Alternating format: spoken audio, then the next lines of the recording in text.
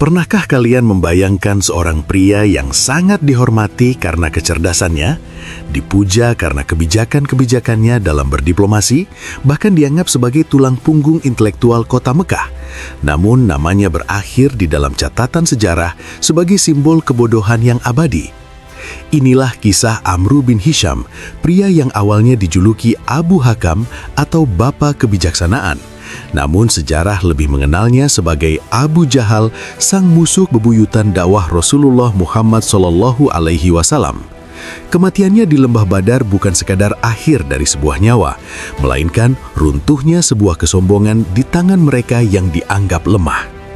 Sebelum kita menyelami lebih dalam sejarah yang menggetarkan jiwa ini, pastikan teman-teman sudah menekan tombol subscribe dan aktifkan lonceng notifikasi agar tidak ketinggalan serial sirah lainnya. Jangan lupa klik tombol like sebagai bentuk dukungan terhadap konten edukasi sejarah Islam. Dan coba tuliskan di kolom komentar, dari daerah mana teman-teman sedang menonton video ini. Mari kita saling menyapa di kolom komentar. Amru bin Hisham bin Mughirah al-Makhzumi lahir pada tahun 572 Masehi. Ia berasal dari Bani Makhzum, salah satu kabilah paling berpengaruh dan terpandang di dalam suku Quraisy. Di masa mudanya, ia bukan sembarang orang. Ia adalah seorang negosiator ulung dan memiliki pemikiran yang sangat tajam. Masyarakat Mekah memberikan penghormatan tertinggi kepadanya dengan gelar Abu Hakam. Di dalam majelis Darun Nadwah, tempat para pembesar Quraisy berkumpul, pendapat Amru bin Hisham selalu didengar dan menjadi penentu kebijakan. Namun segala kecerdasan itu seketika tertutup oleh awan gelap saat cahaya Islam mulai bersinar. Ketika Nabi Muhammad SAW mulai menyebarkan risalah tauhid, Amru bin Hisham bukannya menggunakan kecerdasannya untuk menelaah kebenaran, ia justru menggunakan segala daya dan upayanya untuk memadamkan cahaya tersebut. Perubahan sikap ini digambarkan oleh para sejarawan bukan karena ia tidak tahu bahwa Muhammad adalah orang yang jujur. Sebaliknya, ia sangat sadar bahwa apa yang dibawa oleh Rasulullah adalah kebenaran. Dalam sebuah riwayat yang syahih dikisahkan bahwa Al-Mughirah bin Syu'bah pernah bertemu dengan Abu Jahal dan Rasulullah SAW di sebuah jalan di Mekah.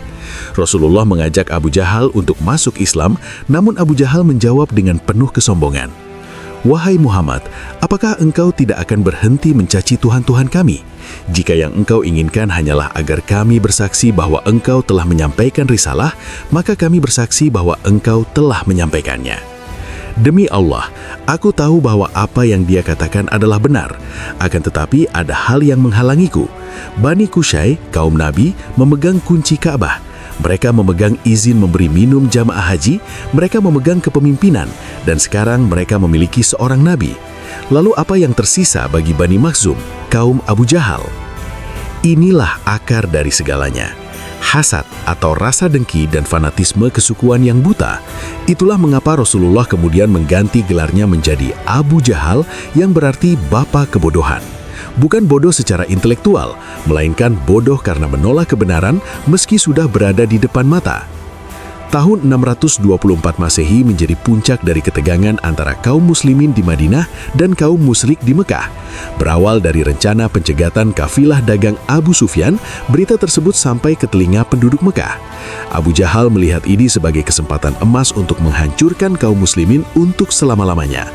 Meskipun sebenarnya kafilah Abu Sufyan sudah berhasil meloloskan diri dan Abu Sufyan sendiri sudah mengirim pesan agar pasukan Mekah kembali pulang, Abu Jahal dengan congkaknya berteriak di depan para pemuka Quraisy, "Demi Allah, kita tidak akan kembali sebelum sampai ke Badar.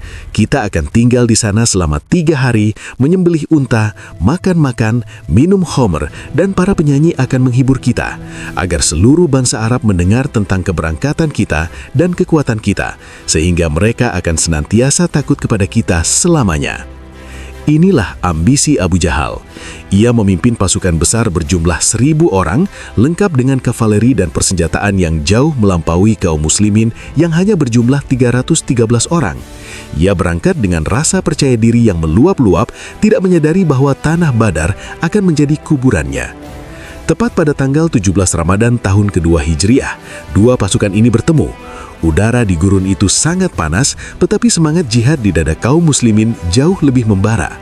Rasulullah Shallallahu Alaihi Wasallam menghabiskan malam dengan berdoa dengan sangat khusyuk hingga selendangnya terjatuh, memohon kemenangan dari Allah Subhanahu wa Ta'ala. Di sisi lain, Abu Jahal sibuk mengatur barisan pasukan Quraisy. Ia berdiri sebagai panglima tertinggi. Kehadirannya memberikan rasa aman bagi pasukan kafir karena ia dilindungi oleh barisan prajurit yang mengenakan baju besi berlapis-lapis. Tak seorang pun mengira bahwa maut bagi sang pemimpin besar Quraisy ini justru akan datang dari arah yang tidak terduga. Di tengah-tengah pasukan kaum muslimin, ada seorang sahabat senior bernama Abdurrahman bin Auf. Saat perang akan dimulai, ia melihat ke kanan dan ke kirinya. Ia sempat merasa khawatir karena di sampingnya bukan prajurit-prajurit perkasa dan berpengalaman, melainkan dua orang anak muda yang masih sangat belia. Namun kekhawatiran Abdurrahman bin Auf segera berubah menjadi ketakjuban yang luar biasa. Suasana di Lembah Badar pada pagi hari tanggal 17 Ramadan itu sungguh mencekam. Debu gurun berterbangan tertiup angin, sementara gemerincing pedang dan baju besi mulai terdengar dari kedua belah pihak. Di tengah barisan kaum muslimin, Abdurrahman bin Auf berdiri dengan waspada. Ia menoleh ke arah kanan dan kirinya, lalu ia mendapati dirinya diapit oleh dua orang pemuda dari kaum Ansor yang usianya masih sangat belia. Pemuda di sebelah kanannya adalah Mu'az bin Amr bin Jamuh, sedangkan di sebelah kirinya adalah Muawis bin Afra. Abdurrahman bin Auf sempat membatin dalam hatinya. Seandainya saja ia berada di antara orang-orang dewasa yang lebih kuat, tentu ia akan merasa lebih aman dalam pertempuran yang tidak seimbang ini. Namun, ketenangan pagi itu pecah ketika salah satu dari pemuda tersebut menyenggol lengan Abdurrahman bin Auf secara sembunyi-sembunyi agar tidak terdengar oleh pemuda yang lainnya. Dengan nada suara yang penuh rasa ingin tahu namun tegas, pemuda itu berbisik, "Wahai paman, tunjukkanlah kepadaku yang manakah yang namanya Abu Jahal." Abdurrahman bin Auf terkejut mendengar pertanyaan itu. Ia balik bertanya dengan nada sedikit heran, "Wahai anak saudaraku, apa yang akan kamu lakukan terhadapnya jika kamu melihatnya?" Pemuda belia itu menjawab dengan kalimat yang menggetarkan hati siapapun yang mendengarnya. "Aku telah berjanji kepada Allah Subhanahu wa Ta'ala bahwa jika aku melihat Abu Jahal, aku tidak akan membiarkan bayanganku berpisah dengan bayangannya sampai salah satu di antara kami ada yang mati terlebih dahulu. Aku mendengar bahwa dialah orang yang paling sering mencaci maki dan menyakiti Rasulullah Muhammad SAW." Belum sempat Abdurrahman bin Auf memberikan jawaban, pemuda yang di sebelah kirinya melakukan hal yang sama. Ia menyenggol lengan Abdurrahman bin Auf dan menanyakan hal yang serupa dengan niat yang sama kuatnya. Abdurrahman bin Auf merasa sangat kagum. Rasa khawatir yang tadinya menyelimuti hatinya seketika sirna, berganti dengan rasa bangga karena diapit oleh dua singa muda yang memiliki kecintaan luar biasa kepada Rasulullah.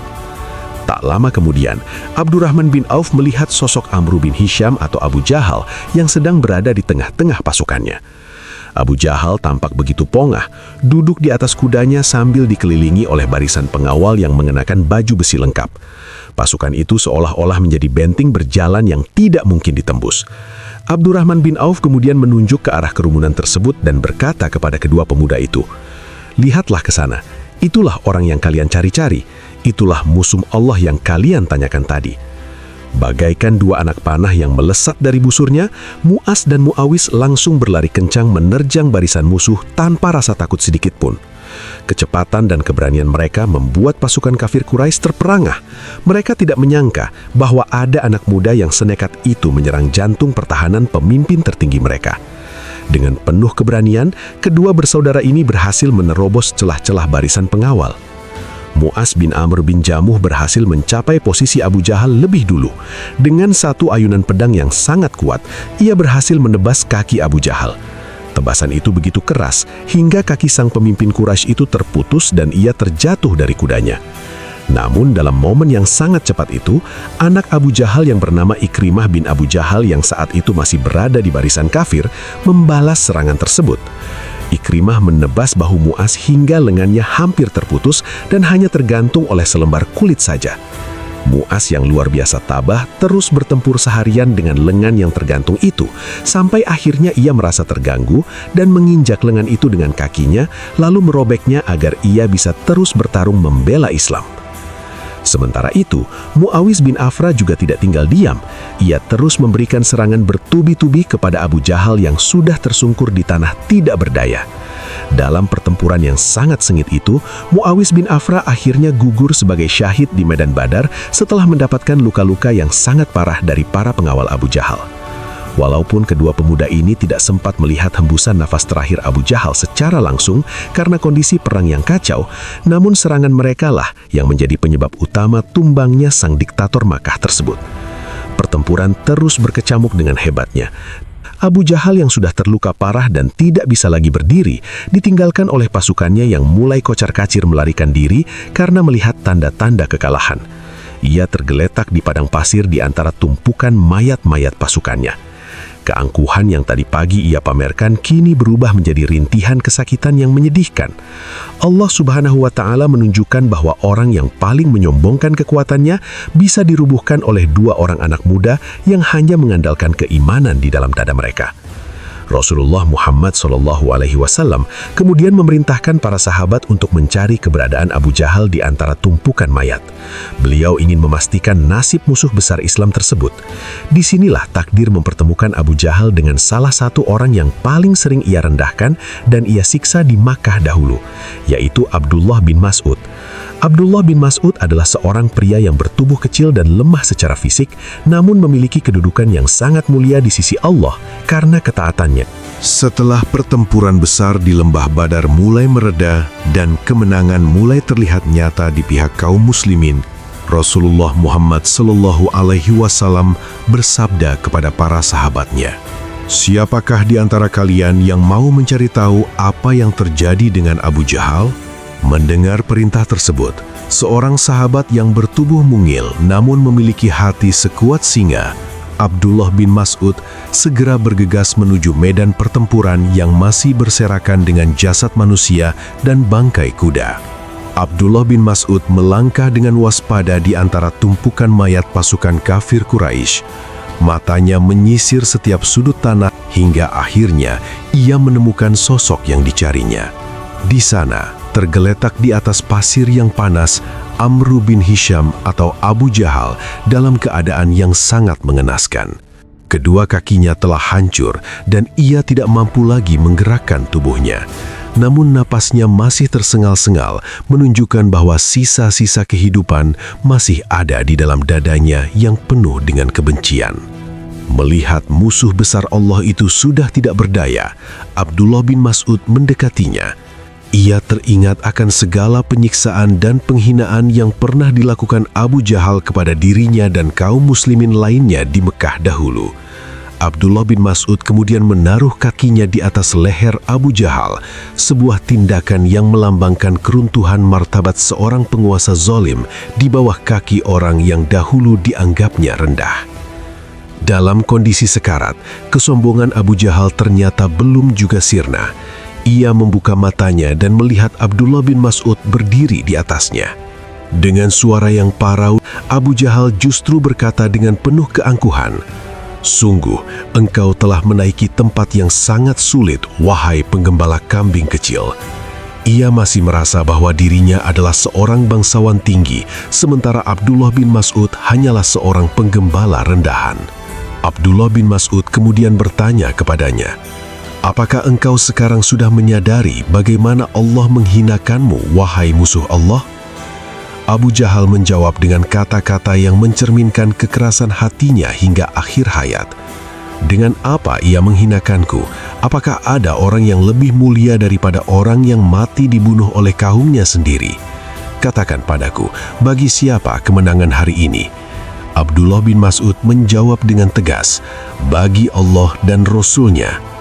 Mendengar jawaban itu, Abu Jahal tetap tidak mau tunduk. Ia bahkan sempat meminta agar kepalanya dipenggal di bagian bawah leher agar tampak besar dan gagah saat dipamerkan nantinya. Abdullah bin Mas'ud tidak memedulikan permintaan konyol itu.